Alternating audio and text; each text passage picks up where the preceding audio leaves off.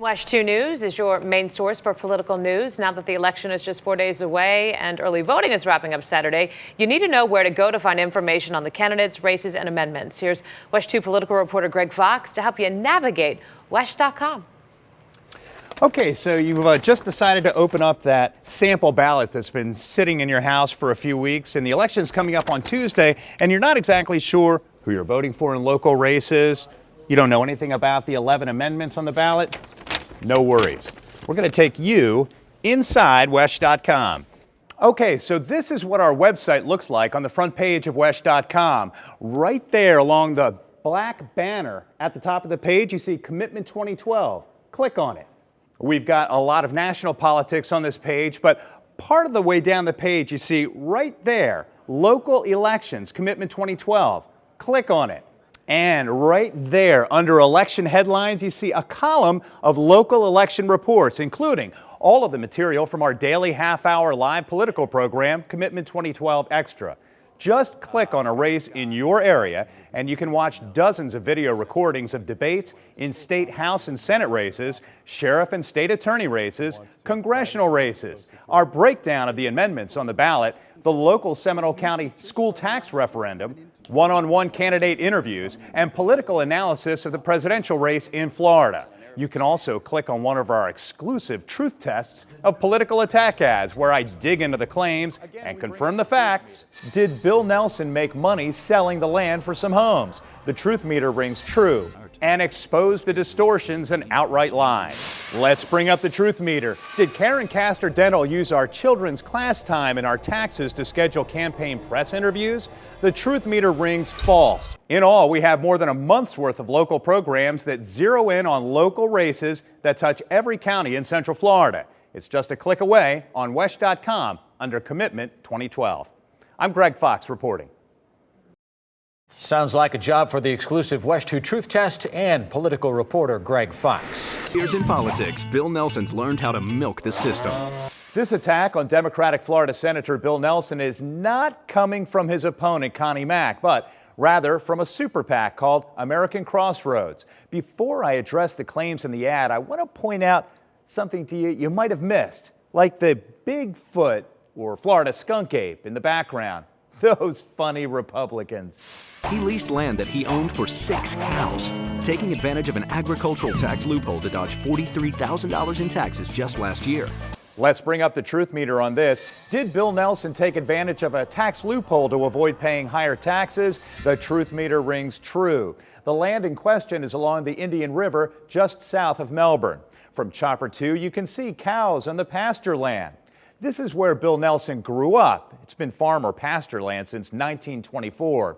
According to property tax records, the market value of the 55-acre plus property is $2.76 million. But because of the agricultural exemption, the taxable value is just over $210,000. That means Nelson's tax bill is not $45,000 this year. Instead, it's just over $3,700. Be mad if you want to, but be mad at Florida lawmakers, most of them Republicans, who think there's no problem with that exemption. Then he sold the land for home development, pocketing at least $1.4 million. Did you see that? Cows flying away in a twister, just like in The Wizard of Oz. Toto,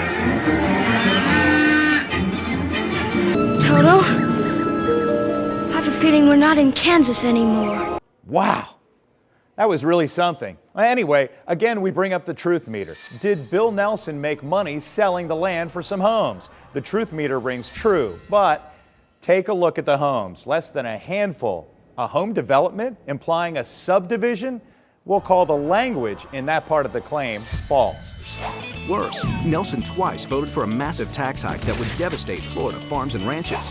The truth meter gets a workout on this claim. Let's bring it up. Is it true Nelson voted for massive tax hikes? The meter will just hover in the middle for now because it depends on who is getting taxed.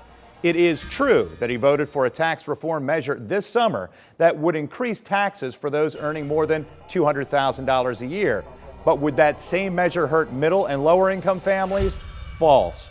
In July, Nelson voted for controversial Senate Bill 3412 titled the Middle Class Tax Cut. According to the Joint Committee on Taxation, it would provide education and other tax relief, but only a temporary extension of certain tax cuts like the alternative minimum tax.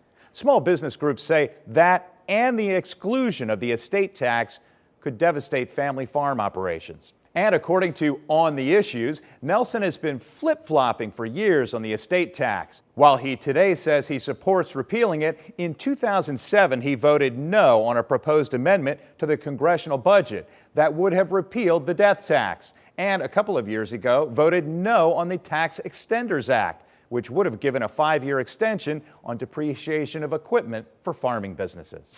Bill Nelson, tax breaks and big profits for him, higher taxes for the rest of us. Cartoon dialogue box that appears to show cows talking.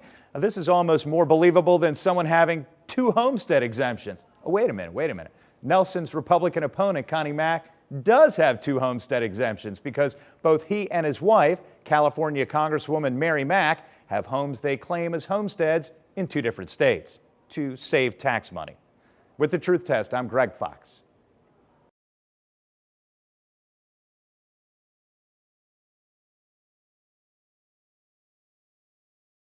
You're watching a special edition of WESH 2 News.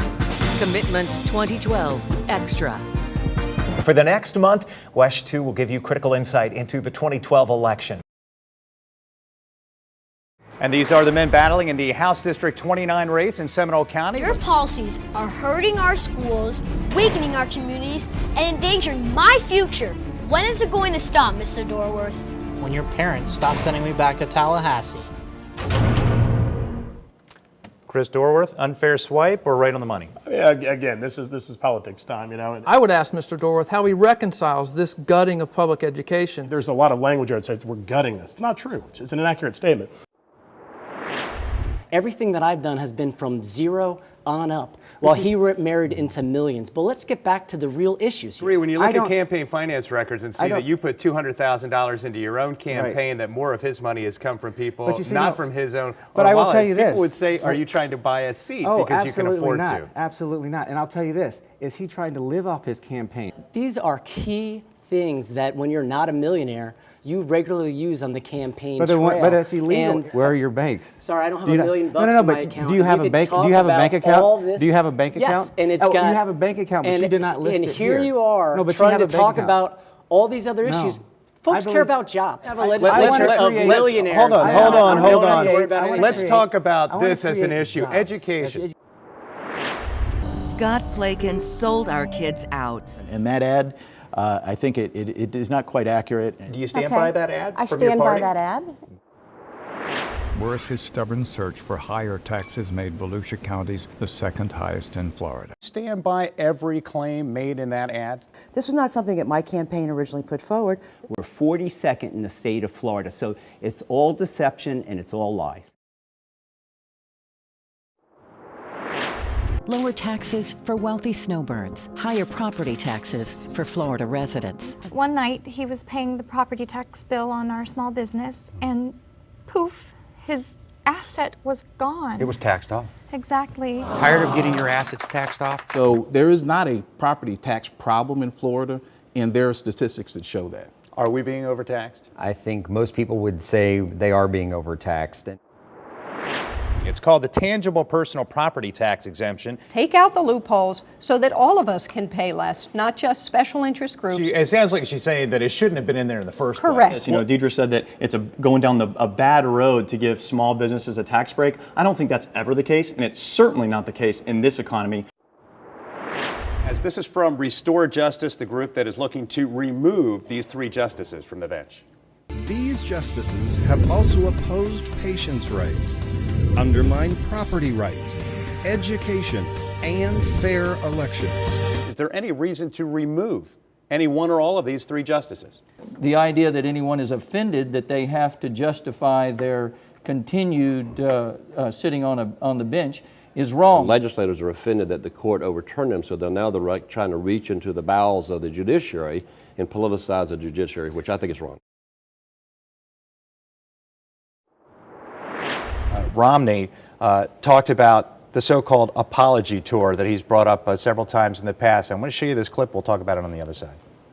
Mr. President, America has not dictated to other nations. We have freed other nations from dictators. Starting with this notion of me apologizing. This has been probably the biggest whopper that's been told during the course of this campaign. Bob Poe, apology tour.